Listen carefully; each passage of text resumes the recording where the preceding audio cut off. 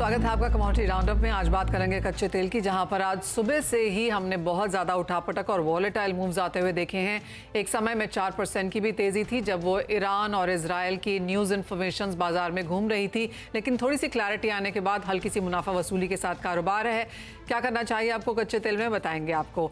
साथ ही बात करेंगे यहाँ पर सोने चांदी की, जहाँ पर भी आज सुबह हमने 2400 के ऊपर के स्तर निकलते हुए देखे, लेकिन उसके बाद कुछ मुनाफा वसूली, एक रेंज में अब अटकता हुआ कच्चा तेल।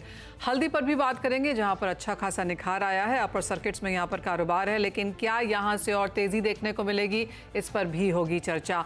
इन सब पर बात करने के लिए हमारे साथ हैं कुंवर ग्रुप के director research Ravi Deora, Vighnaharta gold के founder and CEO Mahendra Lunia, और ब्रेक के बाद हल्दी पर बात करने के लिए होंगे मनोहर सारदा फूड्स प्राइवेट लिमिटेड के डायरेक्टर हार्दिक सारदा और NCDEX turmeric product advisory committee के पूनम चंद गुप्ता। लेकिन सबसे पहले बात हम यहाँ पर कच्चे तेल की करेंगे, और हम आपको पहले सुनवाना भी चाहते हैं कि हमसे एक्सक्लूसिव बातचीत में आज एनर्जी एक्सपर्ट नरेंद्र तनेजा ने कच्चे तेल पर क्या कहा। अभी जो सिचुएशन है वहाँ बहुत डेंजरस है, लेकिन जो तेल का बाजार है उसमें अभी तक ये मान के चला है कि स्थिति जो है वो नियंत्रण में है। इसीलिए कीमतें जो थोड़ी ऊपर गई हैं, लेकिन उनमें बहुत ज्यादा ऊपर नहीं गई हैं, क्योंकि डिस्ट्रप्शन कोई नहीं है। ऐसी किसी जगह हमला नहीं हुआ जहां से तेल के इवैक्यूएशन या परिवहन या आवागमन में कोई दिक्कत आए, या किसी भी तरीके का इंफ्रास्ट्रक्चर फैसिलिटी पे हमला नहीं किया। ना ईरान ने किया था, ना इजराइल ने किया है। इसका मतलब यह है कि दोनों जो है अपने अपने जो डोमेस्टिक ऑडियंस है, अपनी अपनी पब्लिक जो है, उसकी जो एक वो होता है कि बदला लो आक्रोश, उसको हैंडल कर रहे हैं, पूरी तरह हमला नहीं कर रहे हैं। इसका मतलब यह है कि अभी तक थोड़ा गुड सेंस बना हुआ है, लेकिन स्थिति नाजुक है। बहुत कम हुआ है कि हमने मिडिल ईस्ट के अंदर ऐसी स्थिति देखी जहां ईरान ने सीधा इजराइल पर हमला कर दिया, एक लंबे समय के बाद इजराइल ने ईरान के ऊपर इस तरह का हमला किया हो।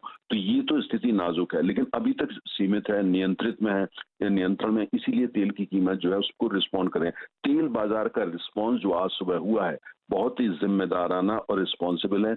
अगर कुछ बड़ा हमला नहीं होता या एस्केलेट नहीं होता, जिसकी संभावना जो है 1 से 10 के स्केल पे 3 से ज्यादा नहीं है, आज की तारीख में 3 से ज्यादा मुझे नजर नहीं आती, तो लिहाजा जो तेल की कीमतें फिर नरम हो जाएंगी और जो है वो धीरे धीरे 80 पे वापस जाएंगे, जहां उनको होना चाहिए।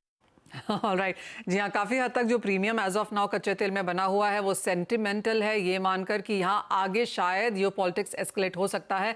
लेकिन जैसे काफ़ी क्लियरली नरेंद्र तनेजा जी ने भी बोला कि भाव यहाँ पर मुनाफा वसूली के तौर पर बनते हुए नजर आएंगे, और हमने देखा भी था आज सुबह जब वो सारी खबरें चल रही थी तो कच्चा तेल एक समय पर 4% की तेज़ी के साथ कारोबार कर रहा था। अब वो तेज़ी 2% भी नहीं बची है और 88.7 के लेवल्स आपकी स्क्रीन पर। कैसे देखते हैं रवि इन प्राइसेस को आप on the charts and fundamentally? तो ऑफकोर्स यहाँ पर नरेंद्र तनेजा जी ने बोला ही कि कोई तेजी रहे ऐसी उम्मीद नहीं लगती है। कंट्रीज वॉर्स एस्केलेट नहीं करना चाहेंगे, किसी के भी फेवर में वो है नहीं, क्योंकि सारा का सारा जो उनका अर्थव्यवस्था है, इकोनॉमी है, फाइनेंशियल्स है, वो सारे के सारे इम्पैक्ट यहाँ पर होते हैं। जरूर से ये डिमांड फैक्टर काफी कम रहा है। पर्टिकुलर डिमांड फैक्टर पे प्राइसेस है वो चल भी नहीं रहे। रिसेंटली जो फैक्टर था जियो पॉलिटिकल रिस्क एंड इवेंट को लेके, जो कच्चे तेल में वोलेटिलिटी वो कंटिन्यू रहेगी। As well as in between means के आज थोड़ा रिएक्ट किया, अदरवाइज 2-3 कमेंट्स आगे भी आई थी इजराइल की ओर से या ईरान की ओर से। लगातार कच्चे तेल में गिरावट थी और प्राइसेस 6900 को ब्रीच करके कल ट्रेड कर रहे थे। हालांकि इवेंट के ऊपर मार्केट का फोकस बना हुआ है। अभी आगे जाके ये ज्यादा एस्केलेशन ना हो तो आई थिंक जियोपॉलिटिकल रिस्क है वो थोड़ा साइड में रहेगा। चाइना ने जब से डेटा रिपोर्ट किया एंड चाइना के इंडस्ट्रियल प्रोडक्शन एंड सेल्स के रिटेल सेल्स के डेटा उम्मीद से नीचे रहे, एंड चाइना अभी भी मैक्रो फ्रंट पे काफी स्ट्रगल कर रहा है रिकवरी के लिए। तो इस हिसाब से डिमांड फैक्टर है ही। आई थिंक जो भी मंथ्स यूएस के इन्वेंटरीज में फॉल आए या इसका रिएक्शन प्राइसेस में अभी थोड़ा देखने को मिला है, मुझे लग रहा है कि स्टिल अभी एक होप बन रहा है कि प्राइसेस थोड़ा स्टेबल रहे, ज्यादा यहाँ से गिरावट ना हो। ट्रेडिंग पर्सपेक्टिव से ऐसा लग रहा है कि जो कल 6880 का लेवल था उसके नीचे क्लोज नहीं दिया, तो शायद ये बॉटम बन चुका है। पर्टिकुलर अगर डिप मिलता है आज इंट्राडे में 6970 तो बाई करें। स्टॉप लॉस वही लगा है 6880। अपर साइड मुझे लग रहा है कि 7120 तक के लेवल आ सकते हैं। ज्यादा 7200 के ऊपर डोमेस्टिक प्राइसेस जाए या 92 के ऊपर ब्रेंट जाए ऐसा नहीं लग रहा, बट लिमिटेड अपसाइड के लिए आज इंट्राडे में आई थिंक बाय करके चलना उचित स्ट्रेटेजी हो सकती है। ओके, तो खरीदारी यहाँ पर निश्चित स्तरों पर की जा सकती है। ऑफ कोर्स बाजार पर रोजाना यहाँ पर नजर रखनी होगी। जिस तरह की वॉलेटाइल मूव्स आज हमने सुबह ही 2 घंटे में आता हुआ देखा है, बाजार मानता है कि इसी तरह की मूव्स हम वीकेंड तक जाते हुए भी यहाँ पर देख सकते हैं। लेकिन बात अब यहाँ पर सोने चांदी की करेंगे, क्योंकि यहाँ पर भी सुबह की खबरों के बाद कि जियोपॉलिटिक्स फैल रहा है, वो एक सेफ हेवन बाइंग हमने सोने में आते हुए देखी। तो रवि, यहाँ पर अब क्या एक्सपेक्टेशंस हैं, क्योंकि एक जोरदार बड़ी उठापटक यहाँ पर भी आई, 2411 तक के लेवल्स बनते हुए नजर आए और उसके बाद अब आपकी स्क्रीन पर आप देख सकते हैं 2380 के स्तर फिर से बनते हुए दिखे। जब से गोल्ड में जो पर्टिकुलर मॉर्निंग में जब न्यूज आई था, आई थिंक एक बड़ा स्पार्क देखने को मिला था। बाद में जो ईरान की ओर से क्लैरिफिकेशन आया कि जो भी मींस के वहां पे धमाके सुनाई दिए वो ड्यू टू दिस उसकी जो anti defence and anti missile system active हुई थी उसके थे, तो इस हिसाब से थोड़ा गोल्ड में रिलीफ मिला। हालांकि ट्रेजरी नीचे आई है, I think 8 to 9 base point से यूएस ट्रेजरी नीचे है। डॉलर इंडेक्स जरूर से स्ट्रांग हुआ है, क्योंकि मींस के थोड़ा मार्केट सेफ हेवन ढूंढ रहा है एंड पर्टिकुलर इससे यूएस के बॉन्ड मार्केट में काफी पैसा जाता है, तो डॉलर इंडेक्स स्ट्रांग है। मेरे हिसाब से वहां पे क्रूड जैसे फंडामेंटल है, आई थिंक वहां पे भी एक मिक्स फंडामेंटल के साथ ट्रेड हो रहा है। फिजिकल डिमांड वैसे भी थोड़ा लैकलस्टर है। हालांकि ये इवेंट जब तक मींस के इसके ऊपर फर्दर, क्योंकि अभी तक इजराइल की ओर से कोई भी कमेंट नहीं आई, ना तो कोई क्लैरिफिकेशन आया है, और ईरान की ओर से भी आगे क्या उसके स्टेप्स हो गए उसका कुछ कमेंट नहीं आया, कुछ भी आ सकता है। तो आई थिंक थोड़ा अनसर्टनिटी वाला जब भी सिनेरियो होता है, गोल्ड में सेफ हेवन बाइंग रहती है। मुझे लग रहा है कि आज जो करेक्शन आया हायर लेवल से इंटरनेशनल मार्केट में और हमारा मार्केट भी काफी टैपिड ओपन हुआ है, तो आई थिंक वहां पे आई थिंक बाइंग का मौका ढूंढना चाहिए। 72,600 के करीब प्राइसेस चल रहे हैं, बाई करे। स्टॉप लॉस 70,320 का लगा है और अपर साइड 73,000 तक के लेवल की उम्मीद करनी चाहिए। आज अगर सुबह की बात करें तो $35 की मूवमेंट हमने सोने में 1-1.5 घंटे के बीच में आते हुए देखी। और जहां तक भारतीय बाजारों की बात है, वो चार्ट्स हम लगातार आपकी स्क्रीन पे लेके आ रहे हैं, जहां पर 300 से 400 रुपए की उठापटक हमने यहां पर एग्जैक्टली 1-1.5 घंटे में बनते हुए देखी, जब वो जियोपॉलिटिक्स की न्यूज़ यहां पर बैक एंड फोर्थ चल रही थी। महेंद्र लुनिया जी भी हमारे साथ हैं। महेंद्र जी नमस्कार। एक तो एक तरफा तेजी, ऊपर से इतनी ज़्यादा वॉलेटिलिटी, एज एन इंडस्ट्री किस तरह से देखते हैं और किस तरह से टैकल कर रहे हैं आप इन प्राइस मूव्स को? ये जो अभी सिचुएशन बन रही है, ये कई कारण है इसमें, जैसे कि काफी सारी ये इसराइल का भी है, हमास का भी इश्यू है, उसके बाद रशिया यूक्रेन का है, साथ में कई बैंक्स अपना जो सेंट्रल बैंक्स अपने जो रिजर्व है वो गोल्ड में कन्वर्ट कर रहे हैं। काफी बैंक्स अपना डॉलर के प्रति का विश्वास गंवा रहे हैं। पूरे मंदी का माहौल छाया हुआ है। तो मुझे ऐसा लगता है कि ये बहुत अच्छा लेवल है, जहां पर रवि जी भी अभी बता रहे थे, यहाँ पे अगर आप बाइंग करते हो, अगर लॉन्गर टर्म व्यू रखते हो गोल्ड में, तो यस डेफिनेटली आपको 1 से 1.5 साल में 1 लाख रुपए का रेट तो मिलेगा ही मिलेगा। तो यहाँ पे इन्वेस्टमेंट बनता है और यहाँ पे इन्वेस्टमेंट करना भी चाहिए मेरे हिसाब से। और अगर आप इन्वेस्टमेंट करना चाहोगे तो मेरा हमेशा कहना रहता है कि आप सॉवरिन गोल्ड बॉन्ड में करिए, जहां पर आपको 2.5% का ब्याज एडिशनली मिलेगा, 3% जीएसटी भी बचेगा आपका। तो यहाँ पे इन्वेस्टमेंट बनती है मैम। जी हाँ, 3% का जीएसटी भी बचता है और यहाँ पर उसके ऊपर आपको इंटरेस्ट रेट भी कमाने को मिलता है। तो गोल्ड बॉन्ड्स में अगर आपने कभी भी, जितने भी अब तक यहाँ पर रिलीज हुए हैं, उनमें से इन्वेस्ट किया हो, तो आप अच्छे खासे मुनाफे पर यहाँ पर खड़े हैं। यहाँ से कैसे लगता है आपको महेंद्र जी, कहाँ तक प्राइसेस जा सकते हैं? जैसे आपने कहा कि तेजी एक तरफा यहाँ पर बरकरार रह सकती है, चाहे वो सेंट्रल बैंक बाइंग है, इन्फ्लेशन है, रेट में कटौती है, जियोपॉलिटिक्स है, पूरी की पूरी रेसिपी तैयार है कि सोने के प्राइसेस में सपोर्ट बना रहेगा। जी हाँ, ये कई बार मैं तो बोल चुका हूँ, मेरे दोस्त अभी आजकल बोलने लगे हैं कि तू पार्टी के मूड में रहता है हमेशा गोल्ड के बारे में। तो यस, गोल्ड की पार्टी लिटरली में शुरू हो गई है। और यहाँ पर से अगर आप इन्वेस्टमेंट करते हो ना, तो सच में बोलूँ आपको 4 से 5 साल तक के लिए आप इन्वेस्टर रहिए, जहाँ पर 1 लाख का जो रेट है वो तो बहुत ही जल्दी आएगा। यानी कि जो मैं 27 की बात कर रहा था, पॉसिबल है वो 26 एंड तक, या तो फिर आपको 26 के मिड में भी मिल जाए। दूसरी तरफ अगर आप और लॉन्गर टर्म की बात करूं मैं आपको, थोड़ा सा आपको ऐसा लगेगा कि बहुत ही आगे की सोच देख रहे हैं हम, लेकिन यस 2030 तक आपको गोल्ड के रेट 1,68,000 तक जाने की संभावना दिखेगी। क्योंकि जैसे क्या है ना कि अभी 2200 का रेट टूट गया है, तो sky is the limit for gold. और सभी रेसिपी जैसे आपने बोली की तैयार हो चुकी है। लोगों के लिए अब निवेश का कोई दूसरा जरिया दिखाई नहीं दे रहा है। जैसे कि यूरोप हो, यूएस में हो, मंदी छाई हुई है, तो लोग पैसा लगाएंगे कहाँ पे? और दूसरी तरफ उनके पास जो डायमंड्स के वगैरह ऑप्शन थे, वहां पर अभी लैब डायमंड आ चुके हैं, तो जो डायमंड का इन्वेस्टमेंट है वो भी कहीं ना कहीं मूव हो रहा है गोल्ड में। और गोल्ड आपको लिटरली में बहुत अच्छा रिटर्न्स देगा। आगे के 2 4 5 सालों आप गोल्ड में इन्वेस्टमेंट रहिए, आपको सच में बहुत अच्छा रिटर्न आएगा। महेंद्र जी, और ये खरीदारी को लेकर है, जहां तक इंडियन मार्केट्स की बात है, जैसे आपने कहा बॉन्ड्स में निवेश करना एक फायदे का सौदा है, एक तो लॉन्ग टर्म है, टैक्सेस बचते हैं। जो नियर टर्म इन्वेस्टर्स हैं, जो ज्वेलरी खरीदना चाहते हैं, नियर टर्म इन्वेस्ट करना चाहते हैं, डिजिटल में लेना चाहते हैं, उनके लिए 3-5 साल के विकल्प से क्या बेहतर है? अगर आप सिस्टमेटिकली इन्वेस्टमेंट प्लान भी आप काफी सारे लोग लेके आए हैं, जैसे हमारा विघ्नहर्ता गोल्ड का भी रहता है और बाकी भी ज्वेलर्स लेके आए हैं।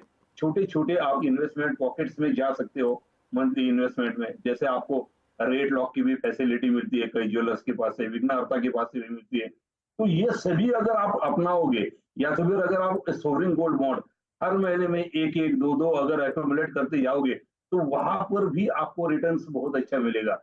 और क्या है ना कि आपको गोल्ड में सिर्फ अब फिजिकल में लेने की जरूरत नहीं है। 3% तो बचेगा ये सोवरिन गोल्ड बॉन्ड में, लेकिन 2.5% का बैच मिलेगा। दूसरी तरफ अगर आप बेचने के लिए जाते हो कभी गोल्ड, तो वहां पर होता क्या है कि ना, फिजिकल गोल्ड में आपको रेट का फर्क मिलता है, यानी कि रेट का फर्क देना पड़ता है आपको। लेकिन एसजी में या अपना डिजिटल गोल्ड में आपको कोई कटौती नहीं रहती है। यहाँ पे आपको रेट टू रेट मिल जाता है, आपका खर्चा बहुत सीमित हो जाता है। उसके कारण भी आपका कुल मिला के अगर आप रेट देखो ना, तो अगर गोल्ड आपको 8-9% दे रहा था इससे पहले, लेकिन मैंने हाल ही में 4-5 साल में ये देखा है कि गोल्ड का रिटर्न 12-13% के ऊपर चला गया है। इसे अगर आप 3% का ना देने वाली रकम जोड़ दो और 2.5% का ब्याज जोड़ दो, तो आपको 15% का रिटर्न कौन देता है आज के डेट में? और ये आपको गोल्ड में मिल सकता है। तो gold is a very good investment, और ये रेट सच मानिए, अभी आप इन्वेस्टमेंट करिए। राइट, तो खरीदारी के मौके हैं ये, और अच्छी खासी तेजी की एक्सपेक्टेशन यहाँ से भी है। तो चाहे आप 2 साल, 3 साल, 8 साल के लिए सोने में निवेश करना चाहें, तो काफ़ी सारे विकल्प हैं और ये फायदे का सौदा भी हो सकता है।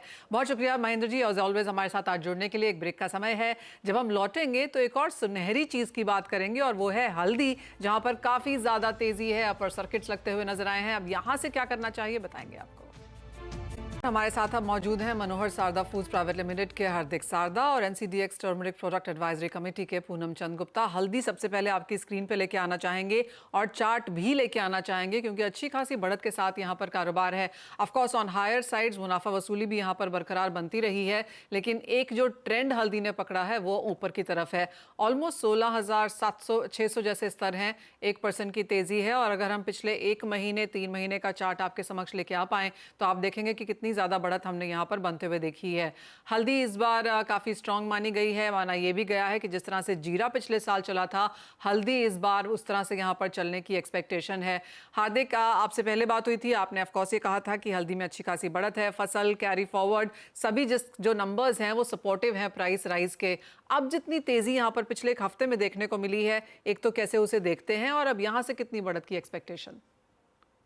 नमस्कार मनीषा जी। और पिछले अपने इसमें बताया था कि एक करेक्शन आकर बाजार बहुत मजबूत होगा, करेक्शन की जरूरत है। अब हल्दी में अपने जो सोच रहे थे कि फसल का डिमांड सप्लाई के हिसाब से सिर्फ मराठवाड़ा सेंटर आना बाकी था, अब वो सेंटर का भी हल्दी का पूरा किसान लोग आ गए हैं, उसकी रिपोर्ट भी आ गए हैं। लगभग 15 से 30% तक पिछले साल सोइंग कम हुई थी, और जो ईल्ड कम आना था वो रिपोर्ट पक्का हो गया कि लगभग 30 से 50% तक ईल्ड जो मराठवाड़ा एरिया का वो कम है। तो पिछले साल लगभग 40 से 45 लाख बोरी की मराठवाड़ा की फसल आई थी, जो इस साल सिर्फ 19 से 20 लाख बोरी की फसल आने का ये पक्का हो गया है। और उसमें से भी 5 से 7 लाख बोरी हल्दी यह मार्केटिंग हो चुका है।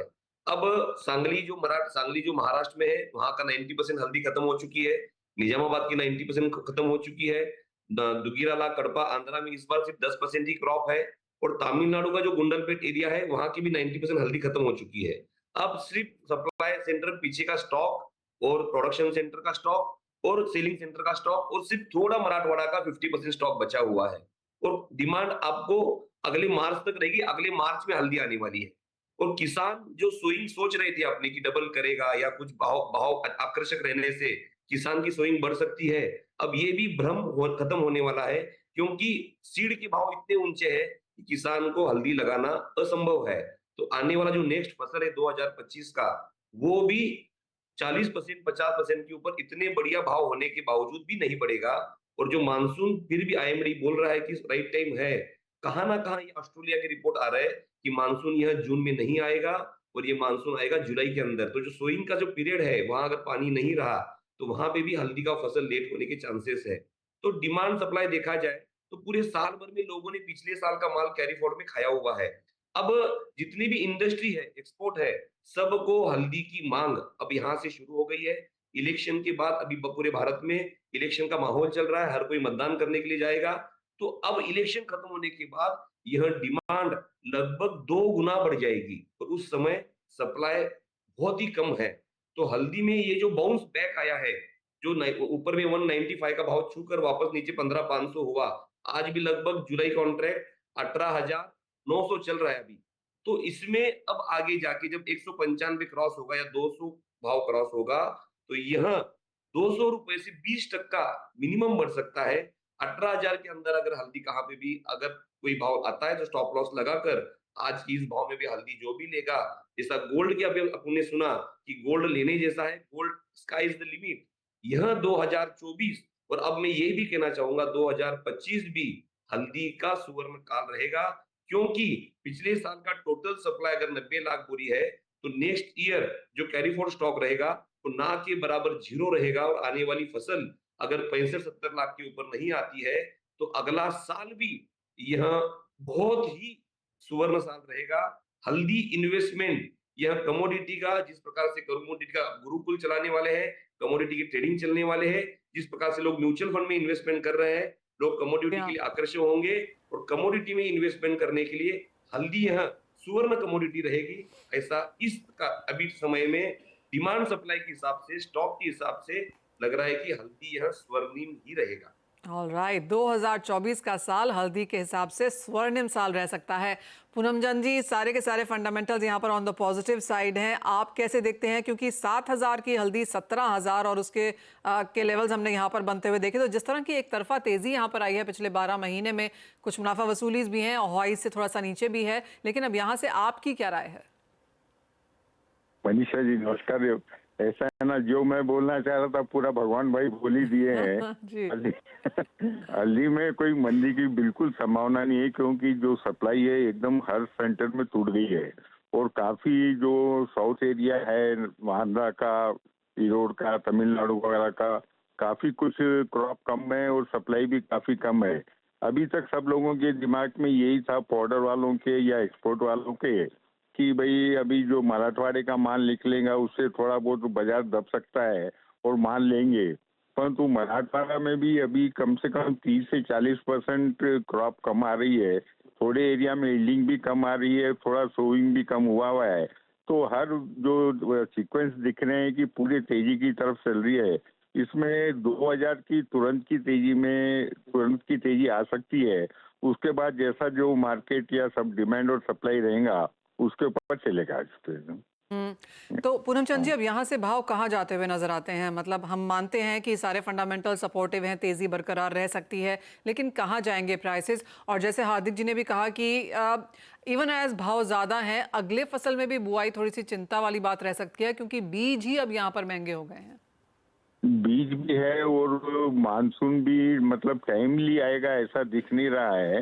और मार्च से पहले तो नया माल आएगा नहीं और मार्च तक के माल के लिए तो काफी कुछ माल चाहिए। तो मार्च तक तो ये वन साइड तेजी रहेगी। कभी भी ये एनसीडीएक्स में भी एक बार वापस 200 रुपए क्रॉस हो जाएगा। हाजिर में भी इसमें 2-2.5 की तेजी पक्की है। इसमें सप्लाई की बहुत बड़ी कमी है। डिमांड काफी डे बाय डे बढ़ते जा रही है, एक्सपोर्ट की भी और डोमेस्टिक की भी। और आगे ऑफ कोर्स यहाँ पर त्योहार भी हैं और उसकी मांग भी यहाँ पर निकल के आएगी, ऐसा बाजार में माना जा रहा है। तो पूनमचंद जी, किस तरह का डिमांड सप्लाई गैप या आने वाले क्वार्टर्स की अगर बात करें तो कितना एक्सपोर्ट में इंक्रीज देखते हैं आप? कम से कम 15% का एक्सपोर्ट में इसमें इंक्रीज दिख रहा है। कुछ ये वार के उसके ईरान इराक के वजह से भी थोड़ा डिस्टर्ब हुआ है, नहीं तो अभी इसकी बड़ी डिमांड निकल जाती थी। और डोमेस्टिक डिमांड भी अभी तक काफी कम हुई है। आगे मसालों का सीजन भी है, अचार का सीजन भी है, हर घर वाले हल्दी लेते ही हैं, तो ये आगे डिमांड डे बाय डे बढ़नी है, कम तो होने का सवाल ही नहीं है जी। काफ़ी सारे रीजंस हैं यहाँ पर हल्दी लेने और खाने के, और ऑफ कोर्स अगर आप वो रिपोर्ट्स और इंफॉर्मेशन देखते हैं तो हल्दी खाने से काफ़ी फ़ायदे भी हैं बॉडी में, तो वो इम्यूनिटी बूस्टर के तौर पर भी यहाँ पर हल्दी की डिमांड काफ़ी बढ़ती हुई नजर आई है। बहुत शुक्रिया पूनम चंद जी और हार्दिक, आप दोनों का ही स्वागत कार्यक्रम में, बहुत शुक्रिया आने के लिए और वो पूरी इन्फॉर्मेशन ऑफ कोर्स हल्दी में देने के लिए। इतनी सारी हल्दी की बातें हो रही है, मैं भी कंफ्यूज हो रही हूँ यहाँ पर, लेकिन तेज़ी इस बाजार में बरकरार रह सकती है। जाते जाते आपको बता दें कि कमोडिटी बाजार की तरफ लोगों का ज़बरदस्त इंटरेस्ट है और लोग बाजार में निवेश तो करना चाहते हैं लेकिन सही तरीका नहीं जानते।